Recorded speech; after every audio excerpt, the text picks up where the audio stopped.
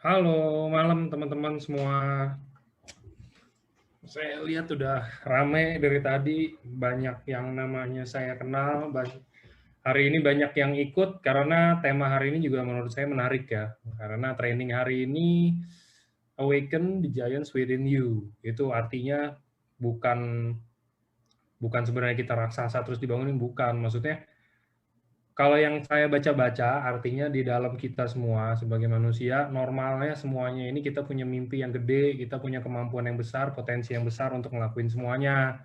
Cuman karena lingkungan mungkin ya, karena lingkungan baik pergaulan lah, atau mungkin lingkungan apalah semuanya. Kadangkala kita nggak tahu sih sebenarnya itu tuh ada di dalam kita, kemampuan itu ada di kita ya kan. Nah, jadi hari ini biar teman-teman nih udah tahu nih sekarang kan sebenarnya di dalam diri kita masing-masing itu pasti ada raksasanya, entah itu raksasa apa ya. Ya harusnya sih raksasa untuk membuat diri kita biar lebih baik. Nah, jadi hari ini biar lebih kita ngerti lagi maksudnya apa sih nih istilahnya kenapa sih maksudnya kayak begini? Kok ada raksasa di dalam ini yang punya potensi besar, gimana sih cara keluar ini atau apa? Ini kita hari ini udah ada tamu speaker hebat. Ini Bushido dari Bogor. Jadi kalau biasa bercandaannya Pak Ernest, speaker hari ini keluarga dari AFC, Ardian Family Club. Jadi biar biar langsung nggak lama-lama ini udah ada Cianita nemenin saya hari ini. Cianita ini salah satu Lady Bushido-nya AFC. Nah, gimana Ci? Apa kabar? Selamat malam. Halo malam semuanya. Nah, gimana Ci perasaan kesan dan pesannya jadi salah satu keluarga dari Ardian Family Club? Jadi grogi malam. Ya, jadi Cianita ini apa? Kakaknya Koardian ya Ci ya? Iya, saya kakaknya dia. Kakak kandung ya teman-teman. Jadi ini kakak kandungnya Koardian. Bayangin Koardiannya Bushido, kakaknya juga Bushido, terus kakaknya lagi Daimyo ya Ci sekarang ya Ci? Iya, cici saya Daimyo, cici saya di Kanada Daimyo. Wow, keren kan? Nah makanya gimana nggak Ardian Family Club ini Asayama udah tergantikan sama Ardian. Oke Ci, boleh mungkin mau kenalin diri dulu boleh, habis itu mau ceritain hari ini trainingnya itu tentang apa sih Ci? Gitu loh. Ya, hari ini kita sharing-sharing aja lah ya. Saya nggak bilang training karena ya Oke. sama-sama kita saling berbagi pengalaman. Eh, apa? Kita sharing-sharing, nanti teman-teman juga boleh saling isi. Nah, ini ada yang mau saya angkat jadi adik saya, boleh, boleh. Jadi ngangkat jadi adiknya Cianita pasti Bushido juga. Karena ini Ardian Family Club, teman-teman. Nanti saya juga butuh interaksi teman-teman di kolom chat juga ya. Untuk sebelum memulai acara ini ya kita sharing-sharing santai aja lah hari ini lah ya. Siap. Oke, jadi nanti Cianita juga bakal banyak ngobrol sama teman-teman baik kolom chat. Jadi kalau bisa selama training mungkin gini ya, kalau misalkan Di awal sih nanti mungkin saya yang butuh chatting justru di awal-awal nih. Kalau ada yang buka udah kamera, boleh. terima kasih Jangan sekali. chat mau diangkat adik ya teman-teman ya. Chatnya yang tentang bisnisnya. Oke, silakan Ci. Ya, terima kasih Angga. Ya, terima kasih yang bisa nyalain kamera di awal, boleh nih. Awal-awal kita ngobrol dulu, kenalan dulu, sharing-sharing dulu. Saya, wah, ini ada suhunya juga ini. Ada Yohanes nih, ada suhu juga. Thank you yang sudah pada nyalain kamera. Sebelum memulai yang hari ini, tadi Angga bilang ini apa sih? Judulnya aja yang keren ya. Judulnya keren kita ya, supaya kita sadar loh ternyata banyak belenggu dalam diri kita gitu ya. Nah, ini yang sebelum kita mulai saya mau ada sedikit kita mengenang masa-masa kita SMA dulu lah. Boleh ya kita ada sedikit kuis. Kebetulan kemarin baru dapat Aura Bright, jadi ada Aura Bright, 2 Aura Bright buat 2 orang pemenang yang bisa menjawab kuisnya. Seperti biasa, yang paling cepat jawab di kolom chat, nah itu yang dapat ya. Cuman 2 pertanyaan, masing-masing pertanyaan cuma 1 pemenang ya. Kita mengenang masa-masa SMA dulu. Ini kayaknya masih banyak yang SMA nih, yang SMA jangan-jangan lebih cepat jawab nih. Mengenang masa-masa kita sekolah dulu, pelajaran fisika dan matematika gitu ya.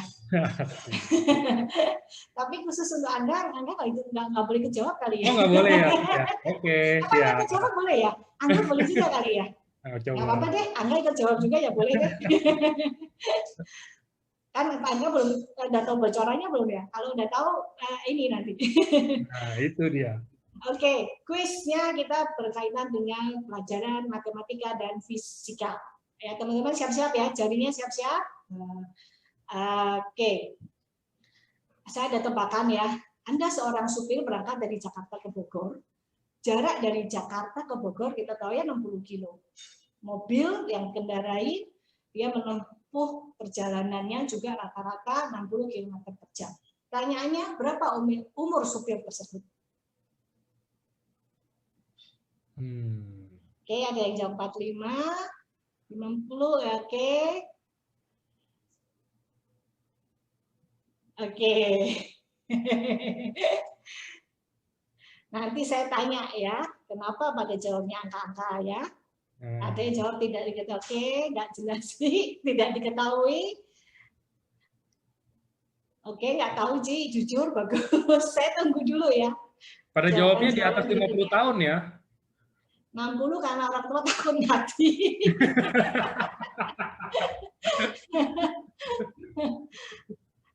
Terserah yang nyuruh, Cici maunya umur berapa? Sudah cukup umur? Oke, jawabannya cukup menarik ini ya, nggak ada supirnya. Mukanya 17. Oke, nanti 7 jam perjalanan. Wah, jawabannya variatif sekali. Ini memang canggih-canggih semua ini ya. Pertanyaan kedua. Tadi udah fisika sama matematika. Nanti saya nggak ngomong dulu yang ininya ya. Jawaban yang benar yang mana. Nanti baru kita bahas lagi. Masinis nggak ada supirnya. Oke, yang kedua ini bahasa Indonesia. Jauh lebih gampang ya daripada yang tadi ya. Oke. Ayah Abdullah punya 2 orang anak kembar, lahir secara bersamaan, hanya beda beberapa menit. Disekolahkan di sekolah yang sama, sering pergi bersama-sama, main juga sama-sama. Bajunya kadang-kadang mirip lah ya, tapi nggak bisa selalu mirip karena apa? Jenis kelamin mereka berbeda. Kalau yang satu namanya Tini, yang satu namanya ada yang jawab Tono, ada yang jawab Abdullah. Oke, Tono, tiiskan. Tono. Oke. Terus Abdullah, Tony, saudaranya Tini, Abdullah. Oke, siapa lagi yang coba jawab? AFC All-Star, Felin Tom Top. Tony, Tora, Abdullah, oke. Terima kasih untuk partisipasinya. Namanya ya beda, Yono Tino. Waduh, ini ternyata kreatif semua ini ya, bahasa Indonesianya hebat-hebat nih mengarangnya. Oke, sekarang kita kembali dulu yang pertanyaan pertama. Tadi yang jawab angka 50, yang pertama kali yang jawab 45. Genki Swat Indo ini boleh buka kamera? Kenapa jawab 45? Yang pertama dulu saya tanya dulu. Nih, Genki Squad, sabar. Genki Squad, boleh tanya dulu? Nih, saya buka kamera. Ngobrol aja, Ci. Bentar, sebentar. Saya spotlight. Boleh.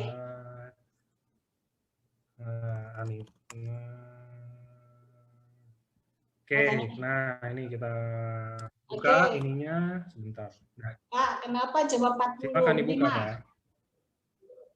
Boleh mute-nya di ini, minta tolong ya Pak Angga. Oh ya, yes. Oke. Baik, malam semuanya teman-teman. Malam. Ya, malam Si Anita. Saya dolennya Ko Adrian juga. Oh, saya dari Medan ya. Oh, Medan. Halo, salam saya kenal. Dari Medan. Ya, salam kenal semuanya. Nah, kenapa saya jawab 45? Awalnya sih saya tadi sempat terpikirkan Cici mau nanya nama supirnya. Jadi saya sudah sembarang mau siap-siap. Nah, jadi kalau misalkan ditanya pula angka umurnya, nah berarti saya juga acak saja. 45 seperti itu. Bebas saja Cici. 45 jawabannya asal ya? Asal aja. Oh, seperti asal. itu.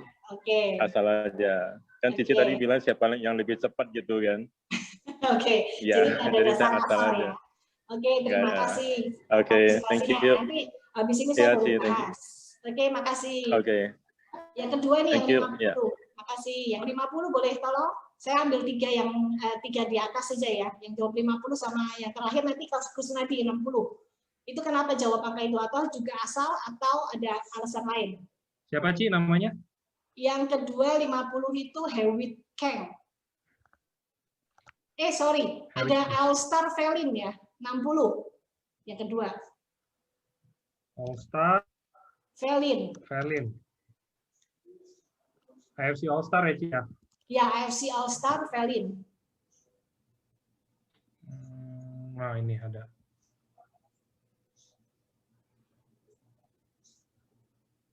Atau kalau susah nyarinya, saya cuma 2 orang aja deh. Habis ini sudah. Enggak, ini udah saya lagi udah dikeluarin maksudnya udah di unlock suaranya. Udah di unlock, boleh minta tolong pendapatnya bisa nomor 60 dari mana? Halo. Halo. Ya, selamat malam. Malam. Terima kasih jawabannya. Bisa dapat angka 60, boleh tahu dari mana hitungannya? Ya, biasanya kalau nyetir di kecepatan 60 meter per jam mungkin lebih baik di drivernya umur 60-an ya kali. Karena kalau di bawah itu mungkin nyetirnya masih 100 km per jam. Jawaban singkat aja sih. Oke, terima kasih jawabannya. Terima kasih ya. Nah, sekarang saya ulang lagi pertanyaannya pelan-pelan. Jadi ternyata kalau lihat begini nih,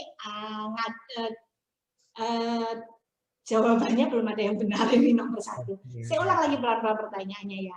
Anda seorang supir berangkat dari Jakarta ke Bogor. Jarak dari Jakarta ke Bogor adalah 60 km. Rata-rata kecepatan mobilnya 60 km per jam. Berapa umur supir tersebut? Jadi ada yang ngomong, nggak tahu Ci, nggak jelas. Gitu. Saya ulang lagi ya. Anda seorang supir berangkat dari Jakarta ke Bogor. Jaraknya 60 kilo, kecepatannya 60 km per jam. Berapa umur supir tersebut? Coba setelah saya ulang dengan lebih pelan, ada yang bisa jawab? Boleh chat lagi? Siapa tahu setelah saya ulang, ada yang bisa jawab dengan benar? Nggak ada gitu yang jawab 17 tahun ke atas gitu kan, karena udah punya SIM. Aduh. Ada nggak? Iya, oke. Terima kasih, akhirnya ada yang benar setelah saya ulangin. Oke, ini yang mana nih yang paling benar? Umur saya ya, Tia. Umur saya, betul. Mana nih angka yang paling benar nih? Yang pertama ya.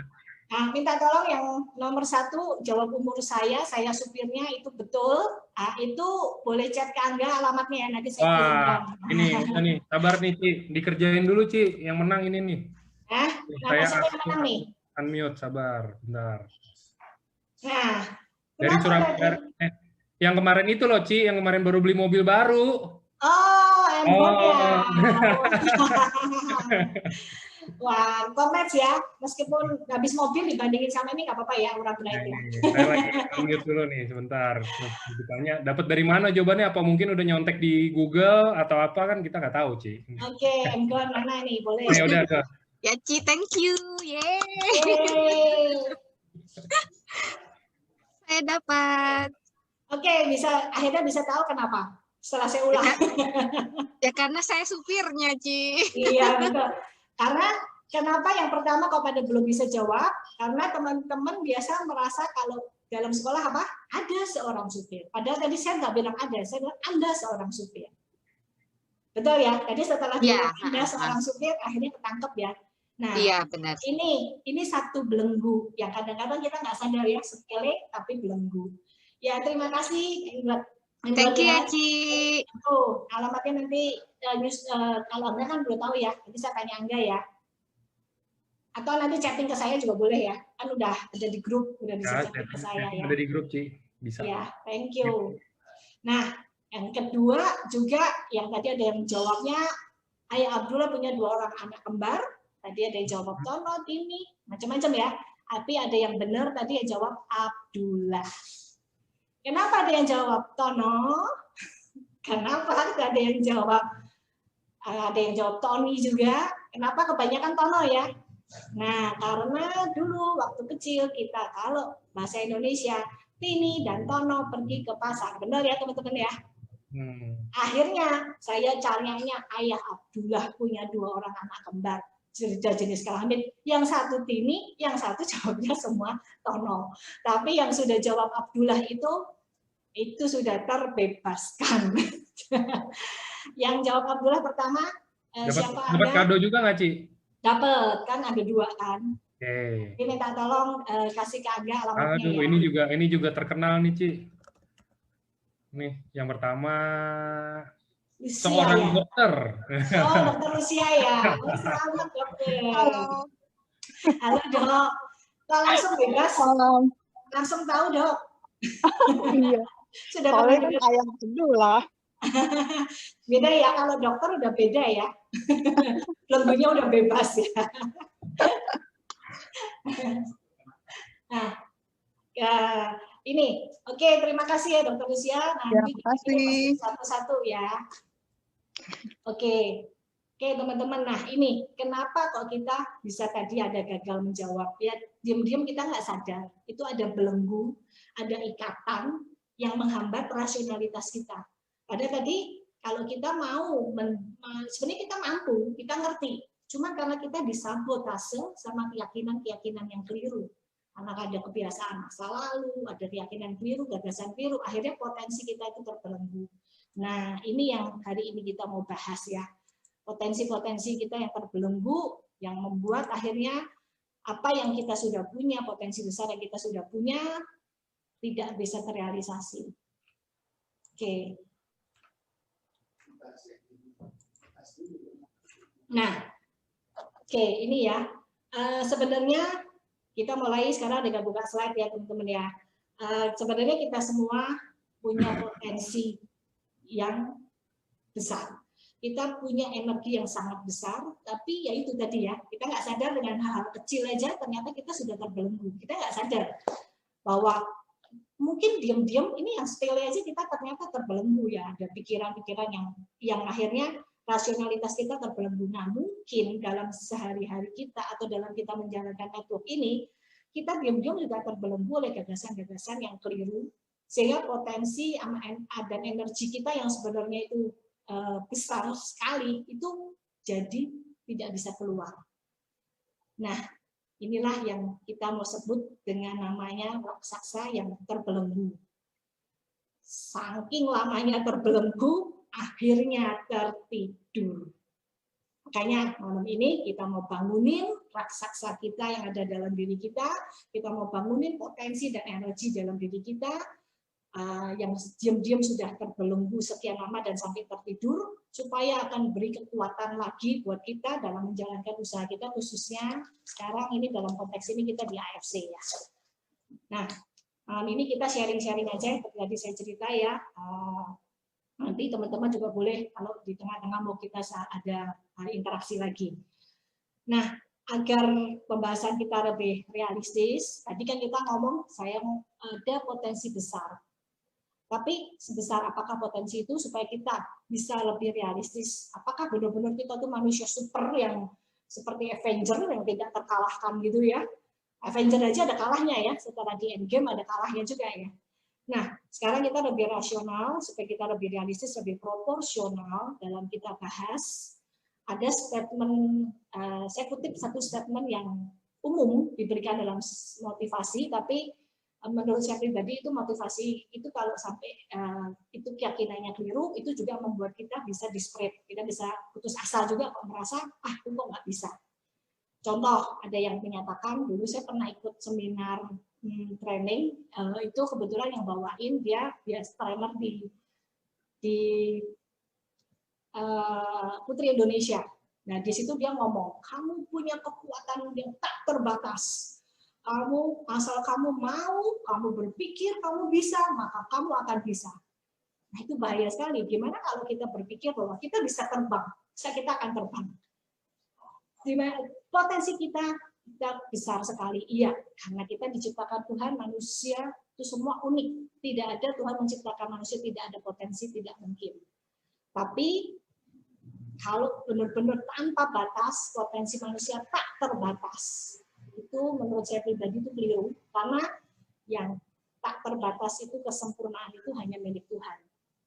Kita diciptakan dengan unik, secitra dengan Tuhan, kita dibanding dengan ciptaan lain, manusia adalah ciptaan paling sempurna dengan akal budi, dan kita punya potensi-potensi yang terus bisa berkembang. Tapi tetap ada satu keterbatasan kita, di mana ada sesuatu yang tetap hanya Tuhan yang bisa. Contoh sekarang pandemi aja.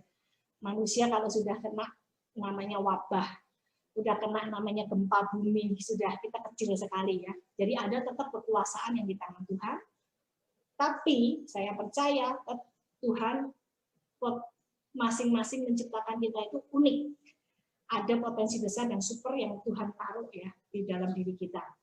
Nah, riset-riset humaniora itu mengatakan bahwa sebenarnya potensi besar setiap kita itu tidak semuanya keluar saat ini. Diam-diam itu hanya keluar mungkin hanya 10%. 90%-nya itu masih terpendam. Hanya segelintir orang yang dia bisa keluarin luar biasa sehingga akhirnya keluarlah yang jenius-jenius itu ya. Sebenarnya setiap manusia punya potensi, cuman kadang-kadang mereka itu terpendam. Dan ternyata yang terpendam itu seperti gunung es, itu bisa sampai 90%. Jadi kenapa? Karena ada raksasa yang masih tertidur di dalam diri kita, yang masih perlu kita bangunkan agar ia aktif dan bekerja, bisa termanifestasi dan menghasilkan pencapaian yang maksimal. Nah, sekarang kita belajar kenapa kok raksasa itu tertidur. Mengapa potensi besar kita itu tertidur? Nih ya, seperti gunung es ya. Ternyata yang di bagian bawah jauh lebih besar potensinya daripada yang di atas. Kalau ini orang biasa sebut ini dengan sebutan alam bawah sadar ya. Ternyata alam bawah sadar kita, kalau kita juga ada belajar itu kuat sekali, luar biasa sekali kekuatannya alam bawah sadar kita. Tapi ini kita nggak bahas hari ini tentang alam bawah sadar. Saya bukan ahlinya di situ. Tapi saya cukup pernah belajar bahwa ternyata kekuatan alam bawah sadar itu luar biasa. Sampai waktu itu ada dipraktekkan dengan jari aja, itu saat alam bawah sadar itu dikeluarkan, 4 orang angkat dengan jari, bisa ngangkat orang gede gitu ya. Karena ternyata itu salah satu potensi manusia yang ternyata begitu itu dikeluarkan itu dahsyat banget. Nah, seringnya kita nggak tahu bahwa kita itu punya potensi besar yang sebenarnya itu belum termanifestasi.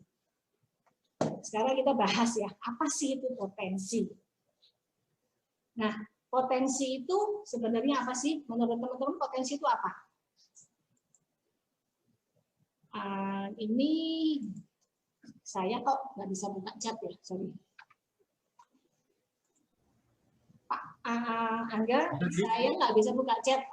Apakah ada yang membahas tentang, menjawab tentang potensi? Boleh minta tolong dibacakan? Nah, ini potensi sama dengan kemampuan ya. Oke. Harapan. Oke. Oke, apalagi nih teman-teman? Ada lagi. Apa itu Bakat. potensi? Bakat, yes. Peluang. Oke. Apa, ide. Peluang, ide, peluang. Talenta. Okay. Kekuatan diri. Oke, terima kasih partisipasinya. Terima kasih Angga. Siap, Ci. Angga jadi disetrap nih ikut.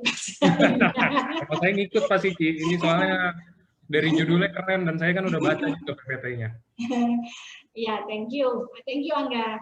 Ya, ini saya mengutip dari Kamus Besar Bahasa Indonesia ya. Potensi adalah kemampuan dan bakat yang ada dalam diri yang sangat mungkin dikembangkan menjadi lebih baik atau lebih besar. Jadi sebenarnya masih terpendam ya potensi ya, belum terrealisasi. Jadi potensi itu modal dasar untuk kita melaksanakan tugas dan memikul tanggung jawab kita untuk mencapai target-target yang rasional tentunya. Potensi itu perlu diolah dan didaya gunakan untuk satu pencapaian yang maksimal. Ada yang menggolongkan potensi, itu ada tadi betul ya yang disebut kecerdasan juga ya. Nah, potensi ada yang berupa kecerdasan. Kecerdasan ada beberapa macam. Saya sebutkan di sini 7 kecerdasan. Numerik, angka-angka, yang biasanya ahli matematika. Tadi kita sudah bahas matematika juga ya. Makanya tadi ahlinya keluar semua itu angkanya. Nah, itu numerik. Yang kedua, kecerdasan verbal. Berkata-kata, memilih menggunakan kata. Itu biasanya cocok ini kalau di network juga cocok ya.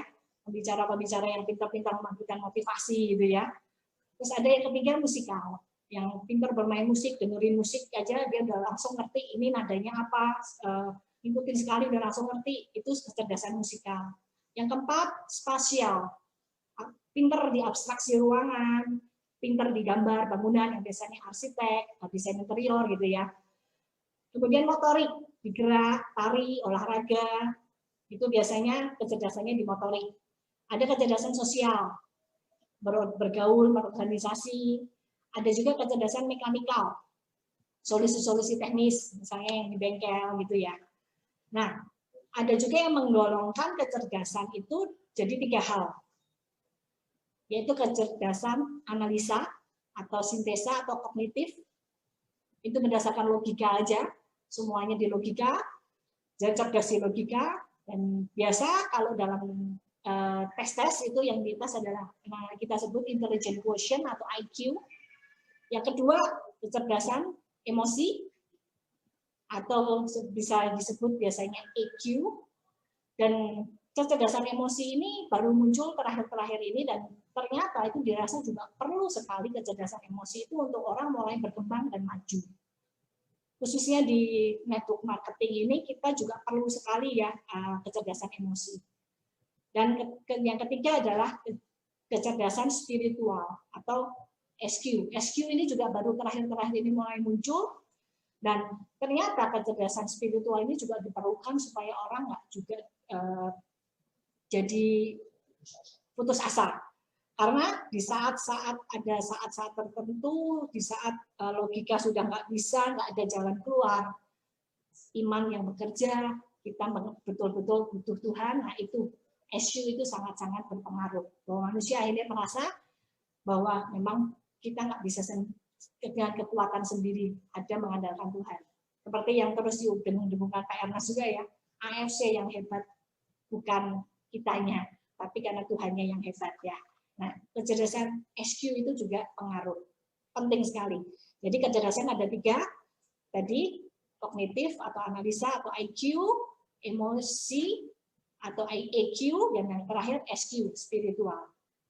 Nah, setiap orang itu pasti punya salah satu bidang, atau mungkin bisa lebih, atau mungkin semuanya juga bisa. Nah, potensi itu juga bisa berupa skill. Digolongkan 3 juga, konseptual skill, yang biasa bimbing teori-teori, profesor-profesor gitu ya. Ada juga managerial skill atau organizational skill. Dia pintar untuk organisasi. Biasa manajer, supervisor itu ya. Dan yang ketiga, technical skill. Butuh solusi-solusi teknis. Manager skill dan technical skill di sini di network AFC ini juga dibutuhkan ya. Kita gimana mengorganisasi tim kita, gimana kita juga butuh solusi teknis kayak kita tahu hitungan marketing plan-nya, ngerti gimana website-nya. Nah, sebenarnya masing-masing itu bisa nggak sih teman-teman? Kita semua bisa. Tapi kita nggak sadar bahwa sebenarnya kita tuh punya potensi-potensi itu. Nah, melalui tes bakat, melalui tes potensi yang tadi IQ gitu ya, itu kita bisa kenalin. Kadang-kadang nggak melalui tes yang resmi gitu, tapi melalui tugas atau proyek yang sedang dikerjakan. Mau tahu, aku bisa ya ternyata ya. Kok potensiku kok aku ternyata bisa seperti ini ya. Kita baru sadar bahwa kita punya potensi yang selama ini kita sendiri nggak sadarin.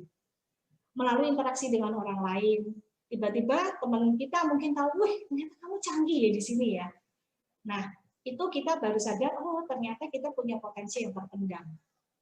Nah, bisa juga kita kan berinteraksi, terus ternyata ada satu masalah yang orang lain mungkin nggak kepikir, tapi tiba-tiba kita kepikir, wah ternyata kamu punya potensi juga untuk menyelesaikan suatu masalah-masalah tertentu. Nah, dengan interaksi dengan orang, kita melihat bahwa sebenarnya semua orang itu punya potensi.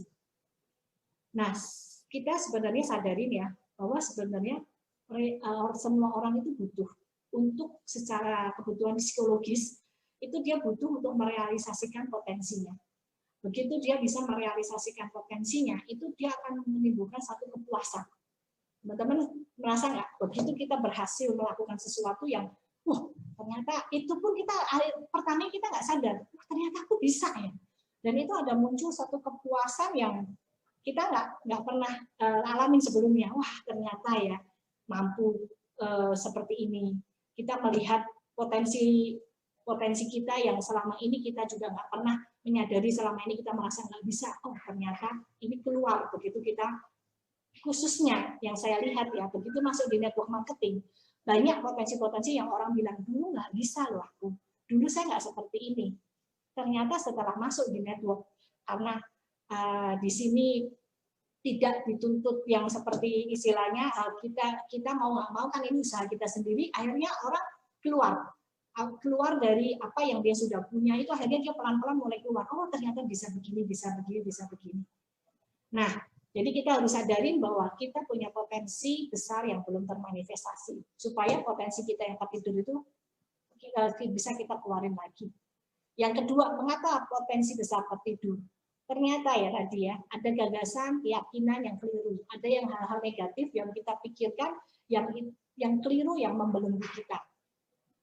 Jadi kita di tes awal kan, di awal-awal kita sudah coba tes ya. Ternyata begitu ada gagasan-gagasan, ada kebiasaan dulu yang kita nggak sadar itu kebiasaan yang membelenggu kita. Ternyata rasionalitas kita pun bisa terbelenggu. Nah, ini ada satu contoh juga ya. Gagasan yang salah itu kadang-kadang kan karena pengalaman negatif zaman dulu. Bisa juga yang kita dengar terus-menerus, misalnya mohon maaf, kalau ada orang tua yang mungkin dulu karena mungkin tekanan atau gimana, terus setiap kali dia marah dia selalu ngucapin ke anaknya, kamu tuh memang nakal, kamu tuh memang bandel, kamu itu memang bodoh, kamu nggak bisa, kamu memang nggak bisa apa-apa, kamu nggak bisa apa-apa. Itu nggak sadar. Terus didengar, lama-lama anaknya nggak sadar ngomong, iya, itu memang nggak bisa apa-apa, aku tuh memang bodoh, udahlah, nggak ada masa depan, lama desu.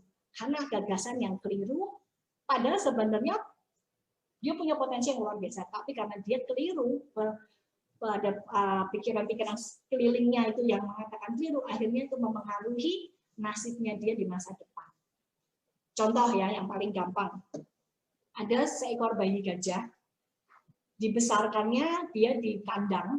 Nah, di kandang itu ada satu tonggak di tengah lapangan, di tengah kandang itu ada satu tonggak kecil. Terus dari bayi gajah itu diikat dengan tali di kakinya. Sehingga karena dia masih bayi kan dia nggak ngerti, dia begitu jalan jauh sedikit dari tonggaknya kan dia sudah langsung ada yang ikat gitu ya. Jadi dia cuma berpikir kekuatan dia bisa melangkah cuma sekian jaraknya sesuai panjang talinya. Jadi dia cuma bisa muter sekitar tali itu aja. Makin jauh itu tambah besar, tambah besar, tambah besar. Tali itu nggak dilepas. Terus didiamkan seperti itu. Akhirnya gajah itu berpikir, ya aku cuma bisa sekitar ini aja. Padahal itu talinya kecil, tonggaknya juga nggak terlalu besar. Kalau gajah itu tahu bahwa dia adalah seekor gajah yang punya potensi besar yang luar biasa, dia pasti akan tarik itu tali, dia akan lari, dan pasti tongkatnya itu akan jatuh. Tapi karena dia dibelenggu dari awal dibesarkan dengan bahwa ya cuma kamu bisa segini, kekuatanmu cuma segini, dia nggak tahu bahwa dia punya kekuatan super. Itu ya keyakinan yang keliru, gagasan yang keliru itu mempengaruhi sikapnya. Contoh satu lagi. Telur Raja Wali. Kita tahu ya Raja Wali burung yang seperti apa hebatnya ya. Tapi dia salah kandang. Dia jatuh, dierami oleh induk ayam.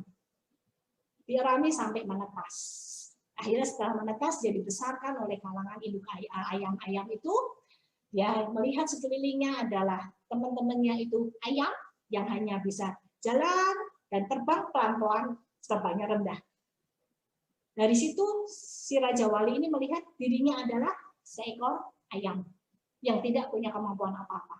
Ketika dia memandang ke atas, dia melihat ada seekor Raja Wali yang terbang tinggi, membumbung tinggi, dia cuma bisa mengagumi, wow hebat ya itu ya, bisa terbang di atas, aduh alangkah senangnya aku kalau aku bisa terbang di atas seperti burung yang di atas itu. Padahal dia adalah Raja Wali. Tapi karena dia dibesarkan dengan keyakinan keliru bahwa dia adalah seekor ayam, akhirnya dia tidak keluarkan potensi itu bahwa dia juga bisa terbang tinggi seperti Raja Wali yang lain. Nah, itu ya. Jadi kalau ada gagasan yang keliru, itu membelenggu juga potensi-potensi kita. Termasuk tadi ya, diam-diam banyak kan keyakinan-keyakinan kalau saya ngajakin temen, saya pun sendiri deh, awal-awal kali saya diajak network, saya ngomong apa? Saya nggak bisa. Itu buat kamu yang pintar ngomong, kenalannya banyak. Tapi kalau saya nggak bisa. Saya nggak mampu, saya nggak bisa ngomong. Saya sebenarnya tipikal anak yang pendiam. Kalau nanti ketemu sama kakak saya, mungkin bisa lihat kakak saya akan jauh lebih pintar ngomong dibanding saya. Saya itu pendiam. Anita dulu tidak pernah dianggap karena saya terlalu pendiam. Kalau Ardian memang termasuk orang yang supel gitu ya, tapi saya pendiam. Makanya itu saya merasa saya juga nggak bisa. Tapi ternyata saya berusaha memberantas bahwa itu ternyata pikiran saya yang keliru. Nah, setelah saya memberantas pikiran saya yang keliru, mulai itu keluar potensi-potensi yang memang Tuhan sudah taruh di pihak masing-masing kita ya. Nah, karena kita dibesarkan dengan pikiran yang tadi ya nggak bisa, akhirnya kita berpikir bahwa kita tidak bisa.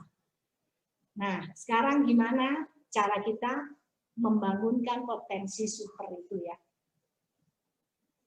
Nah, yang pertama, kita mulai, tadi kita sudah tahu bahwa kita punya potensi, berarti kita harus yakinin dalam diri kita bahwa kita punya potensi yang besar. Tadi kita sudah belajar yang di depan, ada beberapa kecerdasan, ada beberapa skill. Ya tadi kecerdasan, mungkin kita punya kecerdasan verbal. Ya, kecerdasan verbal ternyata bisa dipakai di sini. Tapi karena dulu pendiam kita nggak ngerti, ternyata begitu kita kumpul sama teman, kecerdasan verbalnya keluar. Mungkin kita punya kecerdasan motorik. Ya, yang mungkin bisa membantu juga mungkin di saat-saat acara itu kita jadi tim penyemangat juga. Nah, kita punya kecerdasan yang tadi analisa IQ, kita punya kecerdasan emosi, kita mungkin punya kecerdasan spiritual juga dan bisa mengembangkan tim. Jadi kita yakin dalam diri kita ini memang sebenarnya kita punya potensi. Jangan lagi kita beranggapan bahwa kita itu nggak mampu, kita tuh nggak bisa apa-apa. Buang itu semua keyakinan yang keliru. Yakinin bahwa setiap kita diciptakan Tuhan unik. Pasti ada sesuatu yang Tuhan kasih di dalam diri kita. Apa itu? Kita yang tahu setelah kita mulai masuk dan kita mulai mau membuka diri dan mau membangunkan apa yang selama ini mungkin diam-diam tertidur. Nah, yang kedua, cara membangunkan potensi super tentunya dengan tadi membongkar keyakinan-keyakinan yang keliru, kita ganti dengan keyakinan baru yang positif. Contoh, ada orang yang berpikir, aku bisa bahagia kalau aku mengejar kesenangan. Pokoknya kalau aku hura-hura, happy-happy, kumpul-kumpul yang kayaknya membuat aku bisa hahihi, bisa senang-senang, itu aku bahagia. Nah, sebenarnya itu ada keliru juga kalau ternyata waktu dia mengejar kebahagiaan itu ada sesuatu hal yang dikorbankan. Contoh, kita dulu waktu kita mau SMA gitu ya, SMA atau kuliah gitu. Nah, sekarang ini banyak-banyak anak milenial juga kan. Mungkin saat kuliah ada godaan. Mau dugem, jalan-jalan, atau seujian ini kita mau belajar atau kita mau godaan teman-teman, ayolah belajar melulu, ya, ayo kita senang-senang kita dugem gitu. Atau kita mau pilih kita belajar. Mungkin besok ujian mata kuliahnya yang penting, yang kalau sampai kita ngulang, waduh itu juga berbahaya juga gitu. Mungkin IP kita jadi gimana dan kita harus mundur lagi kuliahnya karena itu udah final. Nah sekarang kita memilih untuk kita senang-senang tapi kita akhirnya nggak belajar dan nggak lulus, atau kita memilih oke, aku tetap bisa atur waktu tapi yang penting masa depan aku ini yang tak pentingin, bahwa aku harus tetap belajar supaya aku besok bisa mengerjakan tes dengan baik. Atau ada juga yang saya ada satu teman yang guru piano ya. Nah itu dulu pasti waktu kecil. Dulu saya termasuk papi saya pengen ngajarin saya main musik gitu. Tapi ternyata saya tergoda untuk sering bolosnya daripada belajarnya. Akhirnya sekarang saya nggak punya kemampuan itu. Sekarang lihatin teman-teman yang punya kemampuan itu, wah enak banget gitu ya. Nah, sekarang jadi, dan dia menikmati jadi guru dan ya enjoy gitu karena itu memang hobinya. Nah, waktu kecil itu mungkin dia sudah lebih memilih untuk mengorbankan mungkin dalam tanda kutip kalau anak kecil itu ya waktu bermainnya yang mungkin itu adalah dianggap masa bahagianya dia korbankan mungkin 1-2 jam dalam 1 minggu itu untuk dia belajar, tapi akhirnya dia punya suatu kemampuan lebih. Nah, berarti kita mulai harus berani membuat prioritas. Berani mengorbankan kesenangan kalau memang kesenangan itu ternyata membawa petaka. Dan kita siap kadang-kadang untuk rela menderita juga demi mewujudkan, demi menstimulasi terwujudnya potensi-potensi kita. Nah, karena kita juga lihat ya tadi ya, pikiran-pikiran yang keliru. Jadi contoh-contoh yang ada kan bermula semua dari pikiran. Nah, kenapa kok kita perlu bongkar pikiran-pikiran kita yang keliru itu? Karena ternyata pikiran-pikiran yang keliru itu, kalau terus-menerus dierami, pikiran itu bisa mempengaruhi satu keyakinan. Keyakinan yang terus dierami, diulang-ulang, itu ternyata mempengaruhi sikap. Bayangin kalau pikirannya negatif, akhirnya membuat keyakinannya juga negatif.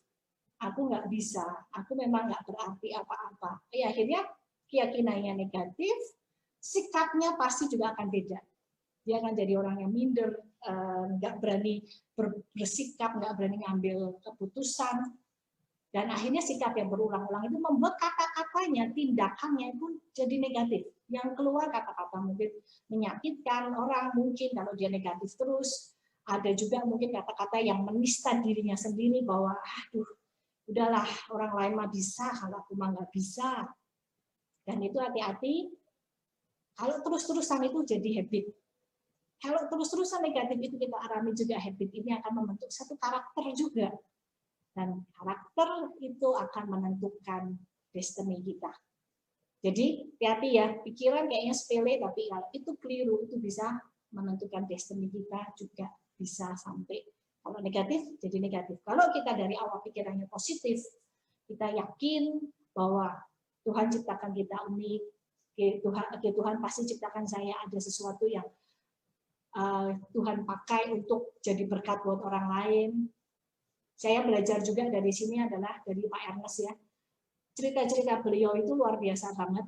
Dari dia berani melawan arus, di mana orang-orang berpikir kayaknya nggak mungkin, tapi dia punya satu keyakinan, aku bisa. Karena dia sudah yakin bahwa oke, dia dari cerita Pak Ernest sih, Pak Ernest selalu buat dalam doa. Begitu dia yakin, orang bilang, kamu gila ya waktu dia pindah ke Houston, orang-orang bilang, ya ampun itu lagi badai, lagi porak-poranda, orang keluar dari sana, malah Pak Ernest masuk. Itu berani ngelawan arus, tapi dia Pak Ernest sukses di sana. Balik ke Indonesia, nggak tahu apa-apa tentang MLM. Bangun MLM, dilecehkan orang, tapi karena dia yakin, akhirnya sukses. AFC sekarang masuk 5 besar peringkat MLM Indonesia. Nah, kita belajar ya, begitu Pak Ernest punya pikiran yang benar, keyakinan yang benar, sikapnya benar, tindakannya, habitnya, akhirnya destiny-nya juga sukses. Jadi kita belajar dari situ ya, Pak Ernest bisa membangunkan potensi super yang ada dalam diri beliau, sehingga jadi hal yang luar biasa. Contoh juga sekarang dengan kita ikut Zoom seperti ini juga kita mengorbankan juga waktu ya. Tapi teman-teman yang saat ini ikut Zoom, belajar, akhirnya dapat ilmu, kita pasti juga ini akan jadi bekal untuk kita makin maju lagi. Karena ini juga kadang-kadang harga yang harus dibayar. Dulu, sekarang enak kita tinggal Zoom, dulu saya harus berangkat ke Jakarta naik kereta untuk belajar. Karena kita memang perlu sekali untuk terus meningkatkan diri. Potensi ini salah satunya juga perlu diasah dengan belajar. Nah, sekarang apa hubungannya antara tadi kita ngomong potensi itu dengan bisnis kita yang networking ini? Kebanyakan yang saya temuin, mungkin teman-teman lain juga temuin, dalam orang masuk ke dunia network itu banyak sekali di awal-awal pikiran-pikiran yang keliru. Pikiran yang keliru tentang network, sehingga akhirnya membuat tidak bisa berkembang. Termasuk itu yang saya alami juga. Awal-awal saya punya pikiran yang negatif tentang network, membuat saya tidak bisa berkembang juga akhirnya. Nah, kita harus bongkar pikiran-pikiran yang keliru tentang keyakinan-keyakinan kita tentang network yang keliru, supaya akhirnya kita juga bisa menjalankan network ini dengan baik. Ada orang yang punya keyakinan, alah, MLM, malu-maluin. Kayaknya kerjaan orang desperate, kerjaan orang yang sudah putus asa, nggak bisa ngapa-ngapain. Banyak ya, dulu yang punya pikiran gitu ya. Sehingga kalau mau nawarin teman, karena ini dianggap MLM, malu kok aku kayak orang yang nggak ada kerjaan lain. Padahal kalau kita lihat dari hasil survei yang mantan Najwa itu ya, penghasilan networking itu sekarang ini malah nomor 1.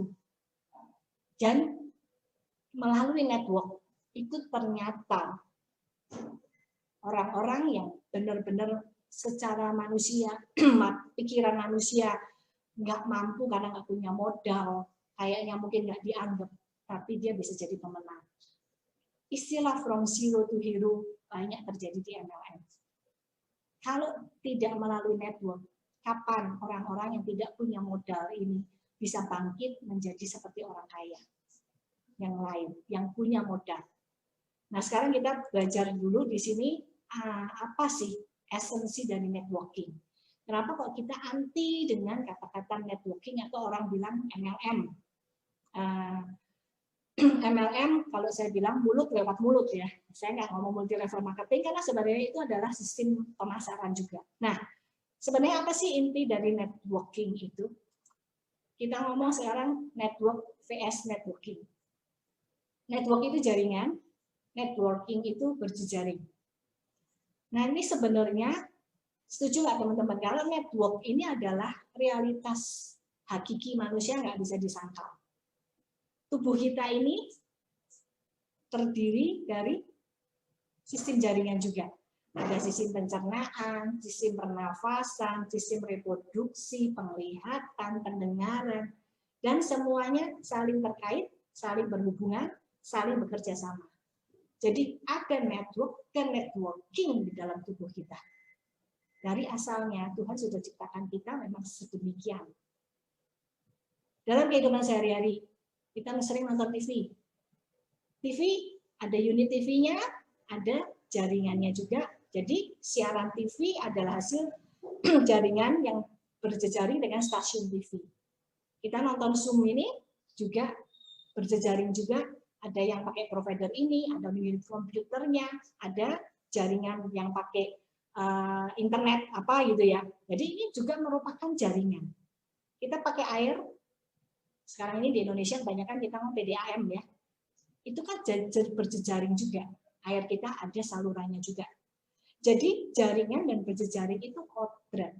Itu mutlak dan nggak dapat disangkal. Itu sudah kodrat kehidupan yang sudah ditetapkan untuk menghasilkan kemaslahatan, kegunaan buat hidup manusia. Jadi kenapa kita harus anti, kita menolak itu. Kalau kita menolak networking, kita menolak network, artinya sebenarnya kita menolak kehidupan dan itu nggak realistis. Keyakinan yang keliru inilah yang perlu kita bongkar supaya ketika kita menjalankan ini kita nggak lagi malu. Kita nggak lagi merasa bahwa kita menjalankan sesuatu yang kenapa orang kok tidak menjadikan ini satu hal yang fokus utama karena keliru berpikir tentang MLM ini, tentang usahanya ini. Nah, sekarang apa sih sebenarnya usaha pemasaran MLM ini? Sebenarnya kita ini adalah sistem pemasaran sistem pemasaran itu ada dua, konvensional dan modern. Sistem dulu waktu saya kuliah, saya dulu belum kenal apa itu MLM. Saya cuma dulu mengagumi ketika guru dosen saya, kebetulan dulu rektor di Satya Wacana, Pak John I. Halau, itu dia selalu mengajarkan sistem pemasaran modern itu menarik sekali. Nah, apa sih sistem konvensional dan modern? Konvensional itu yang melalui beberapa rantai distribusi. Dari awalnya sole distributor, kemudian melalui agen, kemudian bawahnya grosir, terus ada agen-agen kecil, sampai akhirnya retailer dan konsumen. Ada mata rantai yang panjang, yang mana nggak cuma sekedar mata rantai ini aja, saluran distribusinya yang panjang, tapi harus ada biaya yang dikeluarkan juga, biaya iklan dan lain-lain. Nah, di sistem pemasaran modern, rantai pemasaran yang panjang dan biaya iklan ini dipangkas. Karena yang modern adalah dari produsen langsung ke konsumen. Biaya pemasaran yang tinggi ini akhirnya diberikanlah kepada konsumen. Enak nggak konsumennya sebenarnya? Sebenarnya konsumennya enak. Yang tadi biaya iklan segitu mahal, ada juga rantai-rantai distribusi yang dinikmatin orang. Itu yang tidak mungkin dinikmati konsumen, yang mungkin awalnya modalnya cuman, mohon maaf, misalnya nih contoh ya, yang saya pernah tahu baju ya. Kebetulan dari saya juga konveksi, dia bilang, wih, saya jual modal cuman 60.000 ke dia.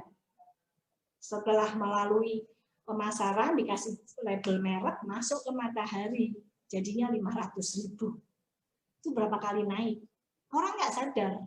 Konsumen yang akhirnya beli mahal kan, belum diiklanin iklannya lagi. Dan berapa keuntungan yang sudah diambil para rantai distributor ini. Nah, kalau di modern itu dipangkas, dikasih ke konsumen. Nah, konsumennya terserah, dia mau jadi end user atau dia mau memasarkan lagi. Seperti kita di AFC saat ini, kita mau jadi user, is okay. Kita mau memasarkan lagi, ya kita dapat keuntungan. Nah, sebenarnya ini keuntungan-keuntungan yang dinikmati oleh orang-orang yang mungkin, ya kalau kita ngomong rantai distribusi segitu banyak, mereka-mereka punya modal, inilah yang dipangkas dan diberikan kepada kita. Makanya kenapa AFC dijadikan MLM, karena Pak Ernest berpikir, kalau cuma konvensional, yang untung siapa? Ya pasti AFC-nya. Yang kedua, Pak Ernest. Yang ketiga, kalau melalui Guardian, berarti Guardian. Kita jadi konsumen yang kembali beli mahal tanpa bisa dapat keuntungan apapun. Kita mau ngomong, hey Shopee bagus loh, tapi karena kita beli di Guardian, ya yang dapat untung yang mereka yang punya modal itu. Tapi dengan Pak Ernest bikin AFC jadi multi level dengan sistem pemasaran modern, akhirnya yang harusnya dinikmati orang-orang yang mungkin hanya yang punya modal yang bisa buka dan bisa bergabung dengan AFC, akhirnya kita bisa menikmatinya. Jadi kita harus tahu bahwa ini sebenarnya tidak memalukan, ini juga sistem pemasaran, malah sistem pemasaran modern. Dan dulu dosen saya, Pak Joy, itu selalu ngomong, sistem pemasaran modern itu yang menguntungkan konsumen. Sebenarnya kita diuntungkan, makanya sarana untuk nolong orang pun melalui sistem MLM itu sangat dimungkinkan. Ya, dari sini kita tahu ya, bahwa sebenarnya kita nggak perlu malu ngejalanin ini. Direct selling itu sebenarnya lebih fair juga ya, karena kan tadi kita lihat motong banyak saluran distribusi yang mungkin kalau kita yang nggak punya modal banyak, itu kita nggak pernah bisa jadi rekanannya AFC. Tapi dengan sistem MLM kita jadi rekanannya AFC. Nah, jadi kita perlu rubah paradigma kita yang keliru supaya kita tidak terkubur oleh pola pikir yang salah ya. Nah, kenapa sebenarnya MLM itu akhirnya bisa membuat suatu terobosan yang luar biasa yang tadi from zero to hero. Seperti yang saya alami juga ya, saya nggak pernah berpikir waktu 2 tahun yang lalu dalam keadaan posisi lagi diizinkan Tuhan untuk ditarik mundur gitu ya, bahwa bisa jadi seperti ini kalau tidak melalui sarana MLM. Nggak pernah kepikir, karena kita juga nggak punya modal, mau usaha apa juga nggak ngerti. Tapi kenapa bisa jadi seperti ini? Karena ini di MLM ini, di network ini terjadi hukum sinergi. Hukum sinergi itu apa sih? Penambahannya nggak lagi linear. Nggak lagi 3 tambah 3 sama dengan 6. Tapi sudah eksponensial. Hukum sinergi itu kalau gampangnya dicontohkan, misalnya saya bisa angkat beban 25 kilo. Kemudian saya dibantu oleh Angga mungkin lebih kuat dari saya, bisa angkat 40 kilo. Nah, kalau linear adalah saya dan Angga akhirnya angkat bareng, dibantu dengan tongkat. Kita angkat bareng-bareng yuk berdua. Dibantu dengan tongkat, bebannya kita angkat bareng. Enggak lagi 25 tambah 40, jadi 65 kilo yang mampu kita angkat. Ada kemungkinan saya dan Angga berdua bisa angkat 100 kilo. Karena sudah mulai terjadi hukum sinergi. Ada kerjasama, ada terjadi hukum penggandaan. Nah, sekarang kita sudah tahu potensinya sebenarnya kalau kita jalani network ini bagaimana. Kita bisa menjalankan sesuatu network ini jadi lebih mengubah kehidupan kita juga, mencapai destiny kita untuk yang lebih baik lagi. Nah, sekarang bagaimana cara membangun network yang optimal? Nah, di MLM itu uniknya adalah kita di sini kerja dengan banyak teman-teman, jadi kita adalah bisnis manusia. Kita tidak hanya ketemu dengan komputer yang kita nggak perlu perlakukan mereka dengan benar, tapi kita perlu memperlakukan orang dengan benar, karena ini adalah kita saling berhubungan satu dengan yang lain. Jadi kita perlu saling menghargai, karena di sini juga nggak ada bos, nggak ada atasan, di sini semua kita setara. Nah, dari situ kita perlu benahin pikiran dan keyakinan kita masing-masing. Ada satu ilustrasi yang saya pernah dengar. Jadi ini ceritanya ada seorang motivator, dia lagi mau bikin, besok mau ada seminar. Nah, malam itu dia lagi persiapan, tiba-tiba anaknya yang umur 5 tahun, tiba-tiba ngerengek-ngerengek, Pak, yuk main dong, bosen nih Pak, yuk dong. Waduh, ini dia seorang motivator, berarti dia harus tahu memperlakukan anak dengan benar. Nggak mungkin hanya dibentak-bentak, nggak apa-apa lagi dapatkan, nggak mungkin juga. Dia seorang yang memotivasi, dia harus memperlakukan anak dengan benar. Dia berpikir, ini gimana ya caranya anaknya lagi minta main, sedangkan dia lagi sibuk dan waktunya sudah mepet sekali. Akhirnya, anak kecil ini harus dialihkan. Kalau dialihin, nanti dia akan punya kesibukan sendiri, dia nggak menunggu saya lagi. Oke, yuk kita main yuk. Dia cari mainan yang kira-kira anak umur 5 tahun nggak akan bisa menyelesaikan dengan cepat. Nah, setelah itu dia lihat ke perpustakaannya dia, ya ketemu nih dia. Oke, kamu senang main puzzle kan nggak? Iya Pak, senang Pak. Oke, kalau kamu bisa selesaiin puzzle ini, nanti Papa kasih hadiah. Kamu minta apa deh, Papa beliin. Hore, anaknya udah senang. Terus puzzle-nya dilihatin apa? Peta dunia. Anak umur 5 tahun suruh nyelesain puzzle peta dunia. Anaknya cuma diam aja. Terus papanya pikir, kamu pasti butuh waktu berjam-jam untuk menyelesaikan ini. Oke ya, Papa gunting-gunting ini. Ya gunting-gunting, anaknya lihatin, dia gunting-gunting. Terus setelah selesai, oke, nanti ini ditempel di sini, ini nanti lemnya kayak gini ya, oke. Terus setelah itu dia tinggal, oke, aku mau bikin ini, mungkin kalau 2 jam, 3 jam, dia pasti nggak kelar lah. Dia sambil nyelesain, tiba-tiba nggak berapa lama, mungkin 5-10 menit kemudian anaknya juga teriak, hore, selesai. Itu papahnya selesai, nempelinnya kayak apa lagi? Nanti jangan-jangan sebelahnya Indonesia, nanti ditempelinnya negara Afrika lagi. Jadi dia pikir nggak mungkin bisa gitu, peta dunia. Akhirnya dia lihat, oh iya nak, bisa saya Papa hadiahnya mana? Itu dia lihat, benar loh jadi. Apa yang bingung? Loh, kok bisa jadi kamu seperti ini? Anaknya senyum-senyum. Tadi waktu Papa gunting-gunting, saya lihat di belakangnya itu ada gambar wajah orang, wajah manusia. Jadi saya nggak usah gabungin peta dunianya saya tinggal nyatuin mata di mana, hidung di mana, mulut di mana, dan akhirnya jadilah apa peta dunia itu. Papanya langsung ketempelak, wah kayaknya saya besok ganti topik ini.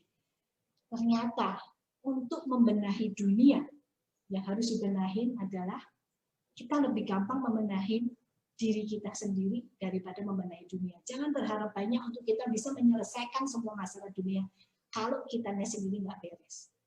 Jadi untuk memperbaiki satu wajah dunia yang harus diberesin siapa? Manusianya dulu.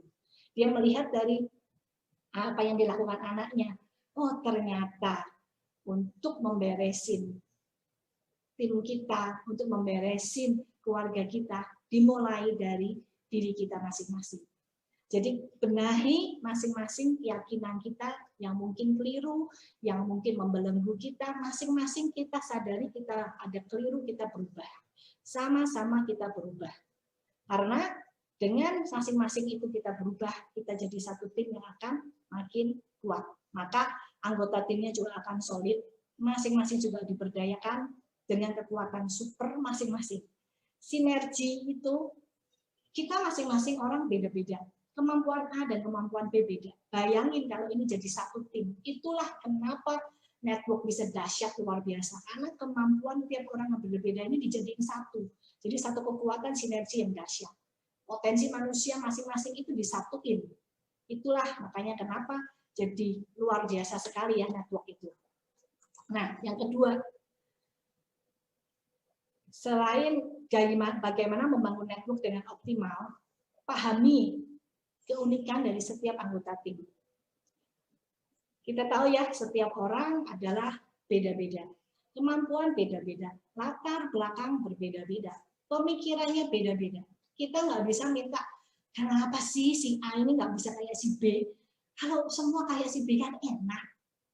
Tapi kita di sini ketemu dengan berbagai macam jenis orang yang dari aneh sampai menyenangkan.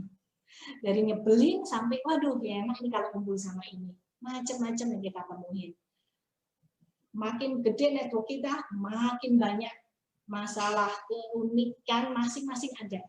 Tapi yang penting kita harus ngerti dan pahami keunikan tiap anggota tim. Jangan tuntut masing-masing itu semua sama. Kita harus melakukan A mungkin beda dengan melakukan B, mungkin beda dengan melakukan C. Masing-masing orang itu unik dan kita harus pahami. Contoh lagi ya, contoh lagi biar gampang lebih dipahami, bahwa setiap orang itu punya latar belakang yang berbeda. Nah, ini ada seekor 4 orang, A, B, C, D duduk di taman. Duduk di taman, dia nggak saling kenal, duduk yang satu di ujung kiri, ujung kanan, ada di ujung sebelah barat. Ya. Terus ada seekor anjing, lucu anjingnya, gemuk, cukup besar juga. Nah, istilahnya apa kalau bahasa Jawanya itu ginak-ginuk gitu ya. Lari-lari lucu gitu. Dari 4 orang yang berbeda yang tidak saling kenal ini, kita lihat wajahnya beda-beda. Yang si A itu wajahnya bisa sama takut-takut, sama kayak mau lari, sama sebentar-sebentar kayak cari sesuatu kayak pegang tongkat, ada tongkat gitu ya, atau ada apa yang dia pegang, dia sudah siap-siap, yang siap-siap mau mukul. Dia terus ngeliatin anjingnya sama dengan pandangan sinis, dengan pandangan khawatir.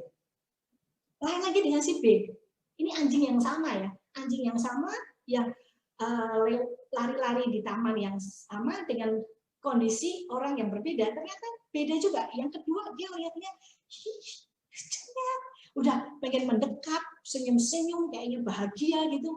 Sudah kayaknya dia merasa udah wow, mukanya juga sumringah gitu.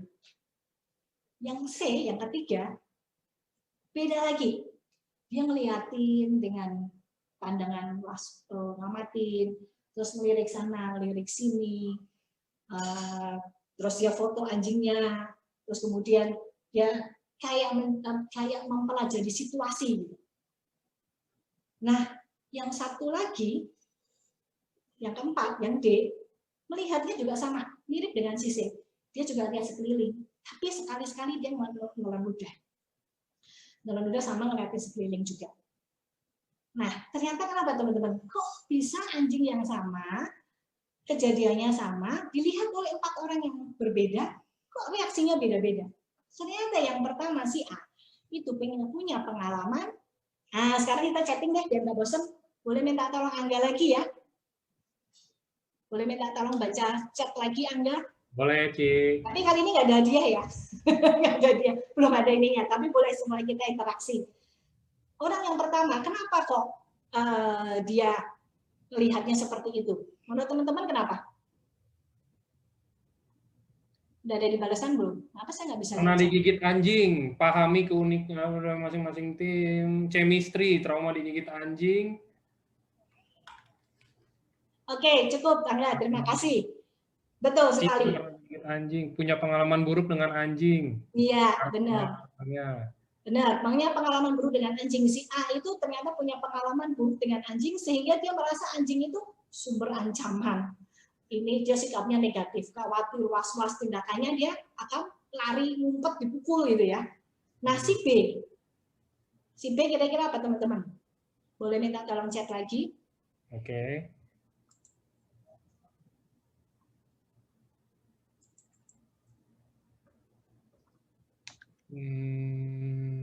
Dog lover, piara anjing, dog lover. Ya, piara anjing juga sih, betul, betul. Terima kasih. Betul. Yang kedua, dia memang senang sama anjing. Jadi anjing itu dianggap adalah surga.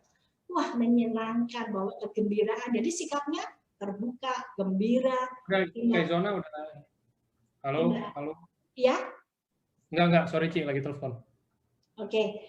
Nah, tindakan dia jadinya dia akan mendekat, dia akan mungkin gendong, diajak bercanda gitu ya. Yang ketiga, kenapa menurut teman-teman? Kok satu dia ngawasin sekeliling sambil difoto, terus sesekali dia sambil pegang handphone gitu. Kenapa menurut teman-teman? Ada jawaban nggak? Sebentar. Peluang untuk mencuri dijual, kasih informasi anjing hilang, takut digigit.